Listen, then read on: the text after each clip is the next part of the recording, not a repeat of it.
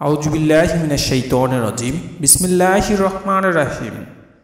প্রশ্ন: কল্পনা কাব্যের কাব্যগ্রন্থের শিল্পমূল্য আলোচনা করো। কল্পনা কাব্যগ্রন্থের শিল্পমূল্য আলোচনা করো। উত্তর: ভূমিকা। রবীন্দ্র প্রতিভার ধারা পরস্পরায় প্রতিনিয়ত একটা বৈচিত্র্য বিবাহ লক্ষণীয়। রবীন্দ্রনাথের চিন্তা চেতনা বরাবরই নব নব মাত্রা মহিমা যুক্ত হতে দেখা যায়। তার আদিগন্ত সৃষ্টি সাধনার বাঁকে বাঁকে এর সাক্ষ্য প্রমাণ ছড়িয়ে রয়েছে। রবীন্দ্র কবি মানুষের রোমান্টিক জীবনের উপলব্ধির কাব্যফসল মানুষই থেকে খনিকা পর্যন্ত কাব্যধারা, যে বিশ্বজীবন উপলব্ধির অস্ফুট অভিব্যক্তি একদা রচিত হয়েছিল প্রভাত সঙ্গীত, সেই বিশ্বজীবনের সঙ্গে কবি মানুষের যে নিবিড় পরিচিতি, রূপে রসে সৌন্দর্যে নতুন নতুন আলোকে উদ্ভাসিত হয়েছে মনীষী থেকে খনিকা পর্যন্ত কাব্যধারায় তার শৈল্পিক নিদর্শন রয়েছে। জীবনস্মৃতির পাতায় পাতায় কবি আপন সত্তার পরিচয় উপলব্ধি করে জানিয়েছেন, নানা জিনিসকে দেখিবার যে দৃষ্টি, সেই দৃষ্টি যেন আমাকে পাইয়া বসিয়াছিল। তখন একটি একটি করে যেন স্বতন্ত্র ছবিকে কল্পনার আলোয় মনের আনন্দে দিয়া ঘিরিয়া লইয়া দেখিতাম। এক একটি বিশেষ দৃশ্য এক একটি বিশেষ রসে রঙ্গে নির্দিষ্ট হইয়া আমার চোখ পড়িত। রবীন্দ্র কাব্যের ধারায় কখনো গতানুগতিক পথে হাঁটেনি। বারবার কাব্যের ধারার তার হাতে পরিবর্তিত হয়ে এসেছে। যুগে যুগে তিনি নতুন নতুন প্রবাহ তৈরি করেছেন। পেছনে অনেকেই এই স্রোতে ভেসে অগ্রসর হয়েছেন। তার রচিত কাব্যগ্রন্থগুলোর মধ্যে উল্লেখযোগ্য হল শৈশব সঙ্গীত, ছবি ও গান, ভানু সিংহের পদাবলী, করি ও কোমল, মানসী, সোনার তরী, চিত্রা, চৈতালি, খনিকা, কল্পনা, খেয়া, গীতাঞ্জলি, উৎসর্গ, গীতালি, বলাকা, মহুয়া, পুনঞ্চ, শেষ সপ্তক, সেজুতি, নবজাতক, আকাশ প্রদীপ, আরোগ্য, জন্মদিনে শেষ লেখা প্রভৃতি। কল্পনা কাব্যের বিষয়।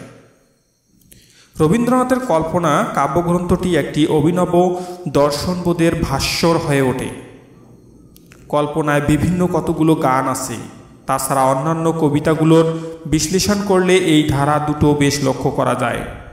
বর্ষামঙ্গল, চৌর, পঞ্চাশিকা, স্বপ্ন, মদনভম্বের পূর্বে, মদনভম্বের পর, মার্জনা, স্পর্ধা, পিয়াসী, পিয়াসিনী, শরৎ, বসন্ত, প্রণয়ন, প্রশ্ন, প্রকাশ প্রভৃতি কবিতার মানব ও প্রকৃতির সৌন্দর্য ও মাধুর্য ও প্রেমের রসাদেল অনুভূমি প্রকাশ পেয়েছে।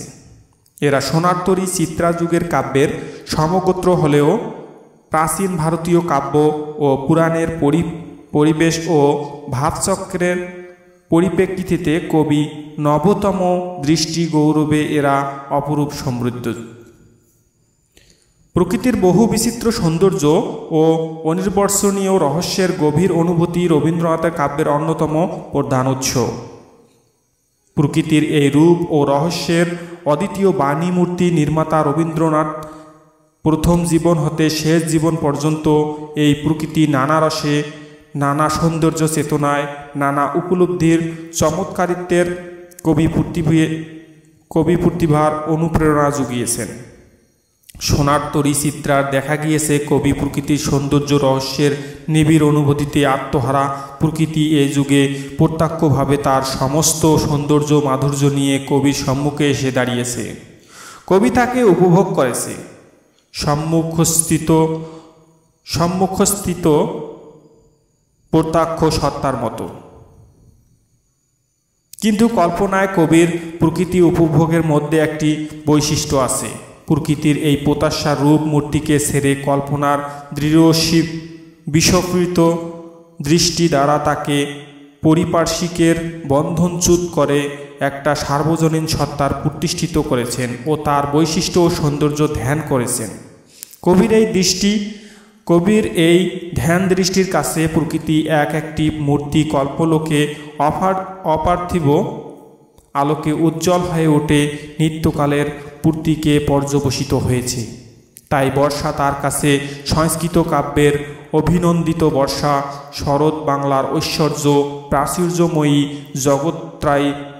জগত্তায়ী মূর্তির প্রতীক। বসন্তের পুষ্প সৌন্দর্যের মধ্যে লোকান্তরের নিরন্তর মাধুর্য বৈশিষ্ট্য, তপক্লিষ্ট সন্ন্যাসীর বৈরাগের মূর্তি, রাত্রিজ্ঞানী যোগী ও ভক্তদের জ্ঞান ও তত্ত্বোপলব্ধির উদ্বোধক মানব প্রেমকে ও কবির এই গ্রন্থের ঊর্ধ্বে উঠিয়ে নিয়ে অতীতের মধ্যে বিসর্পিত করে দিয়েছে, সকল কালের সাথে সম্বন্ধ স্থাপন করেছে। কবি অনুভব করেছেন অতীতের পুরাণে কাব্যে কিংবদন্তিতে প্রেমের যে রূপ, তা যে তাৎপর্য প্রকাশিত, বর্তমানের সাথে তার সম্বন্ধ রয়েছে। একই প্রেম নানা কালে, নানা পরিবেশ, নানা রূপে অভিব্যক্ত হয়েছে। কল্পনা কাব্যের প্রথম কবিতা দুঃসময়। এই কবিতাটি পুরো অবয়ব জুড়ে একটি বিষাদময় ব্যাপ্ত হয়ে আছে। স্মৃতি রোমাঞ্চের বেদনাবিহল অধ্যায়ের মধ্যে একটি প্লেট তৈরি করে দেয় রবীন্দ্রনাথ। সারা জীবনেই অতীতের মাধুর্য ভরা দৃশ্যপট নানারূপ সৃষ্টি সাধনার প্রতিষ্ঠিত করে তোলে। যেমন কথা কাব্যের শুরুতেই বলেন, কথা কও অনাদি অতীত অনন্ত রাতে, কে বসে চেয়ে রও কথা কও। যুগ যুগান্ত ঢালে তার কথা তোমার সাগর তলে, কত জীবনের কত ধারা এসে মিশায় তোমার জলে।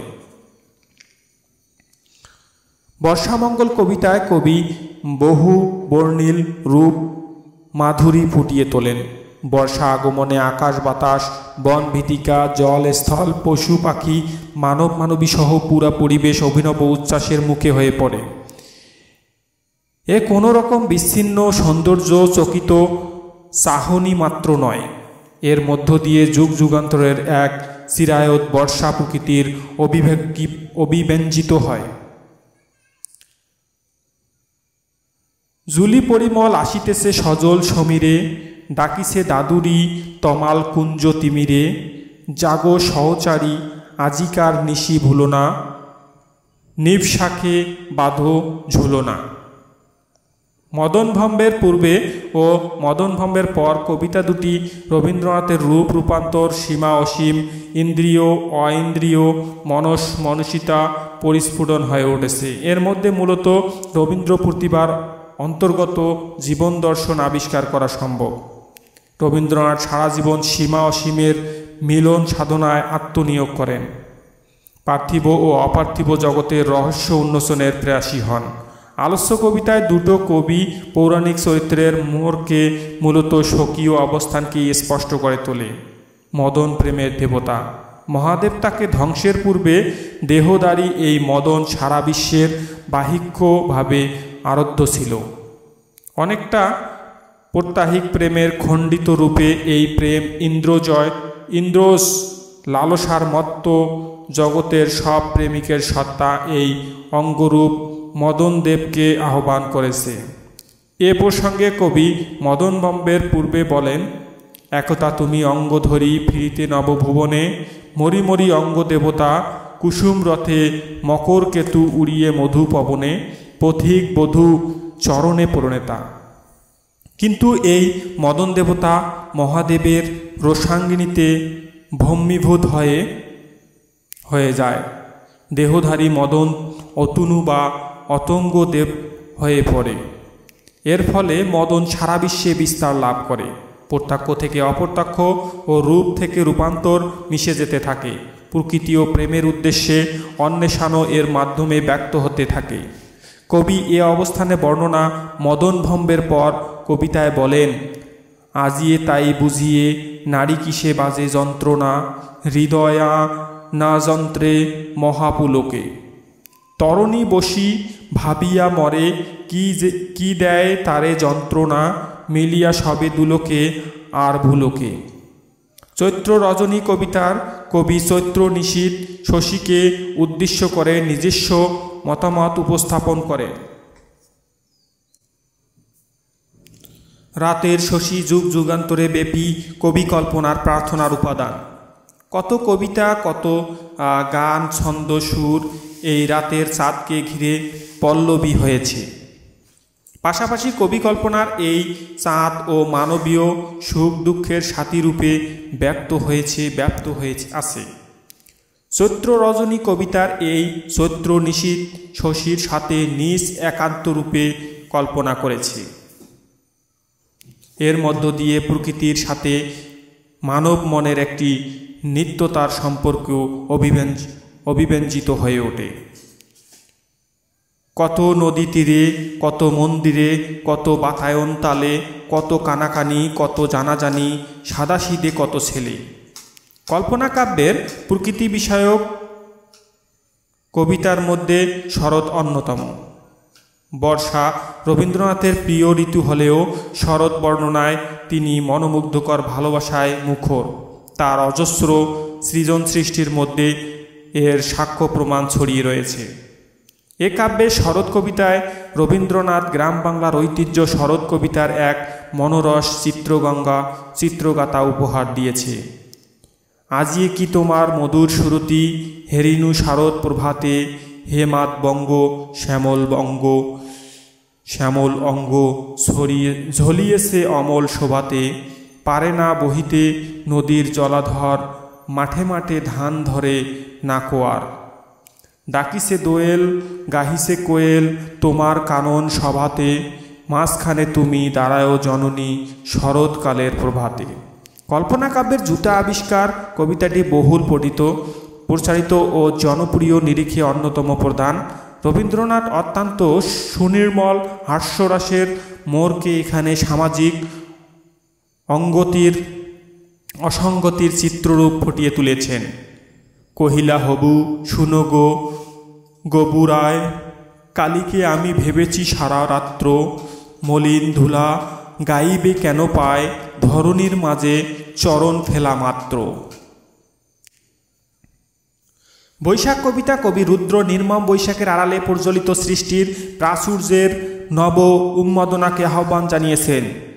জ্বলিতেছে সম্মুখে তোমার লোলুপ চিত্রাঙ্গনী শিখা, লেহি লেহি বিরাট অম্বর, নিখিলের পরিত্যক্ত মৃত স্তূপ বিগত বৎসর কবি ভম্বাসার।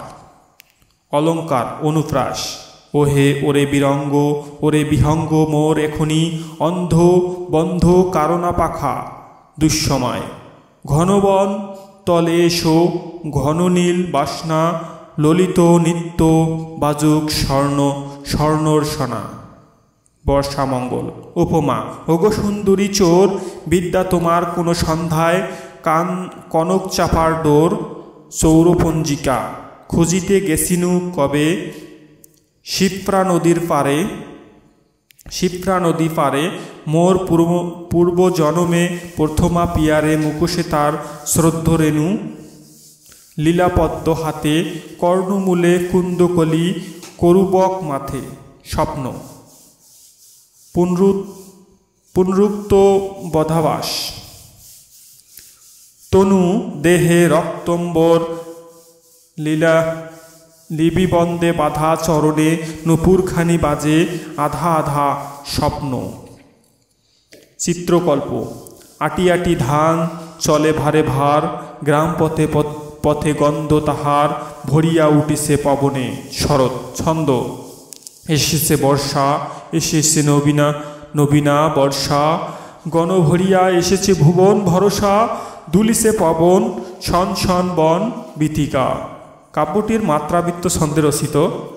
উপসংহার, পরিশেষে বলা যায় যে কল্পনা কাব্যটি ভাব ভাষা রসে একটি অপূর্ব কাব্য। এর অপূর্ব ললিতাময় ছন্দ আমাদের মনে ঝংকার তোলে। ভাব বিষয় অনুযায়ী কল্পনা কাব্যের কারুকার্য অপূর্ব। সব দিক থেকে বিবেচনা করলে কল্পনা একটি শিল্প সফল কাব্য।